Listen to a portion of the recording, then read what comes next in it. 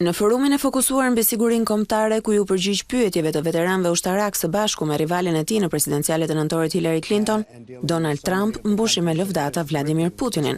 Admirimi i kandidatit republikan për shefin e Kremlinit u shfaq deri në atë pikë sa manjati ta përshkruante presidentin rus si lider më të mirë se sa Barack Obama. Në atë sistem ai ka qenë padyshim një lider shumë më tepër nga sa është presidenti ynë. Ne vendin e kemi të përçarë. Ai ka shumë kontroll mbi vendin e tij, ndërsa populariteti i llogaritet në nivelin 82%.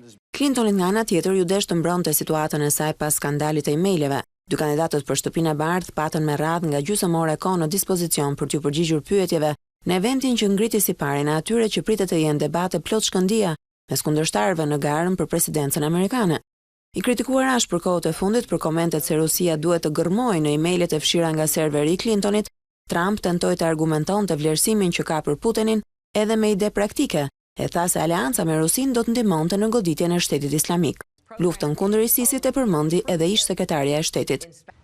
Shteti Islamik do të mposhtet, por në Irak nuk kemi për të dërguar më kurrë trupa toksor. Forumi i mbajtur në New York paraprin 3 debate standard mes 2 kandidatëve të partive të mëdha, i pari nga të cilët është parashikuar të mbahet në 26 shtator në Universitetin e Hofstras në Hempstead.